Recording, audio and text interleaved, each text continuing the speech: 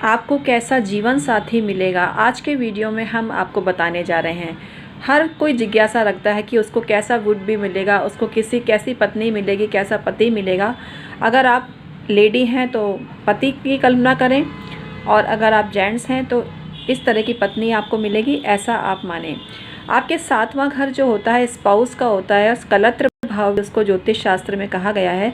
और सातवें घर में जो ग्रह बैठा होता है, राशि तो वर्क करती ही है, लेकिन जो ग्रह बैठा रहता है उसी के अनुसार आपको जीवन साथी मिलता है। आइए आज का वीडियो शुरू करते हैं। मैं हूँ एस्ट्रोलॉजर डॉक्टर उमाश्री। मेरे चैनल में हमेशा आपका स्वागत होता है मित्रों। आप यूँ ही अपना सपोर्ट देते रहिए, प्यार देते रहिए।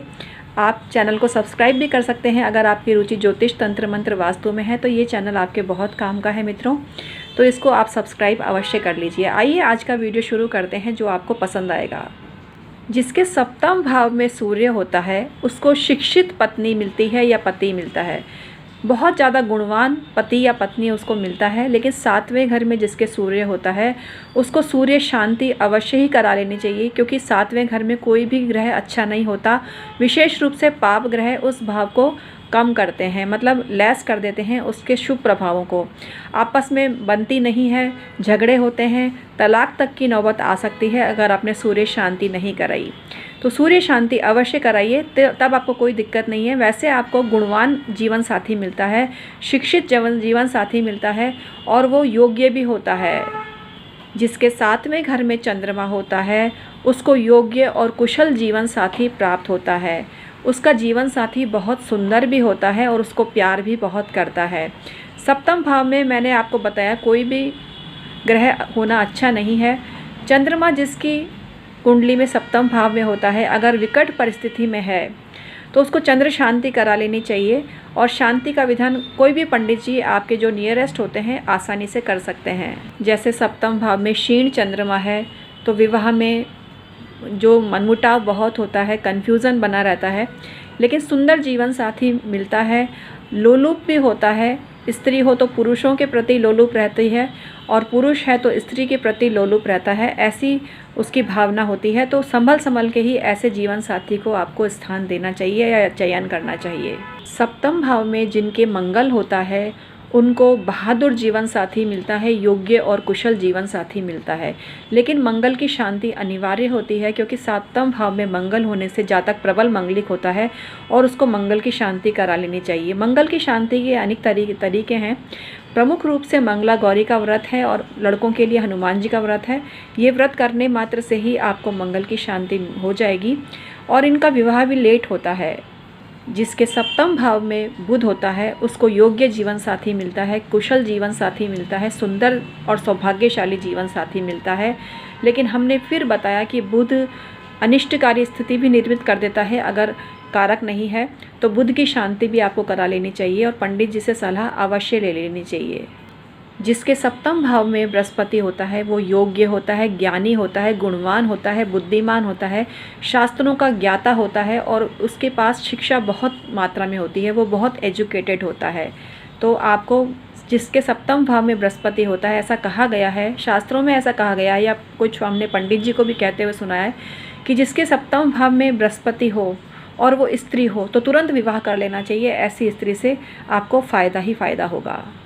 जिसके सप्तम भाव में शुक्र होता है वो शो ऑफ करने वाला व्यक्ति होता है, सौंदर्य उसमें बहुत ज़्यादा होता है, आंखें बहुत सुंदर होती हैं, बोली बहुत सुंदर होती है, खनकती हुई वाणी होती है, स्पेशली अलग चमकता है उसका व्यक्तित्व। जिसका अगर काला भी है व्यक्ति वो आकर्षक नयन नक्श वाला होता है और सुंदरता में सभी को मात करता है। तो ऐसे व्यक्ति को बहुत सुंदर जीवन साथी मिलता है। लेकिन शुक्र कुछ भोगी भी बनाता है और चरित्र में भी चरित्रहीनता की स्थिति देता है, तो आपको शुक्र की भी शांति करा लेनी चाहिए। जिसके सप्तम भाव में शनि होता है और योग कारक हो तो उसका अच्छा जीवन साथी, समझदार जीवन साथी मिलता है। लेकिन विपरीत इसके शनि अशुभ है तो उसको स्त्री या पुरुष के सुख नहीं मिलता है, उसको जीवन साथी का लेश मात्र भी सुख नहीं मिलता है। लेकिन कुछ केस में हमने देखा है कि शनि अगर सातवें घर में है तो समझदार जीवन साथी होता है, जीवन दर्शन उसका सटीक होता है, सटीक बैठता है, और वो बहुत ही धार्मिक होता है। धार्मिक मतलब तंत्र मंत्र का सिद्ध ज्ञाता होता है। जिसके सप्तम भाव में राहु होता है उसकी पत्नी बहुत चालाक और धूर्त होती है और मक्कार होती है। अगर स्त्री की कुंडली है तो जीवन साथी किसी काम का नहीं होता, नशेड़ी होता है, उसको शराब की लत होती है, हमेशा उसके द्वारा धन हानि होती है, वो निकम्मा भी होता है और धोखेबाज भी होता है, चालाक और लंपट भी होता है। स्पेशली अगर वृश्चिक राशि में राहु है तो आपको सावधान होना चाहिए। ऐसा व्यक्ति मनोविकृति का भी शिकार होता है और ऐसे जीवन साथी से आपको कभी विवाह नहीं करना चाहिए। अन्य कुंडली देखकर ही विवाह करें। जिसके सप्तम भाव में राहु होता है ऐसे को अपना जीवन साथी बनाना अपने पैरों पे खुद कुल्हाड़ी मारना होता है। जिसके सप्तम भाव में केतु होता है उसको गरीब ससुराल मिलती है, यानी गरीब कन्या से उसका विवाह होता है।